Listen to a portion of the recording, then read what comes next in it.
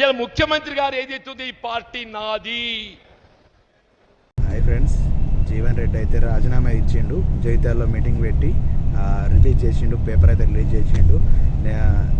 ఎంతమంది దొక్కుంటా పోతారని మాట్లాడుతుండు. అంటే ఆ రాజకీయ నాయకుల్ని ఉత్తమ్ కుమార్ రెడ్డి అండ్ బట్టి విక్రమార్కని అండ్ పెద్దలను తీసుకొచ్చి బీఆర్ఎస్ ఎమ్మెల్యేని తీసుకొచ్చి వాళ్ళకి ఇస్తుండు. కానీ ఈయనకు 40 సంవత్సరాల అనుభవం ఉంది. ఈయనకైతే పార్టీ అయితే ఒక్కటి కూడా ఇయ్యలేదు. మరి గెలిచిన వారైనా ఓడిపోయిన వారు ఆయనకు పదవి అయితే ఇవ్వాలి కదా. ఎందుకంటే జైత్యాలు ఇంత కష్టపడి ఇంత ముందుకు తీసుకొచ్చిండు, అయినా కూడా ఆయన ఇయ్యలేదు.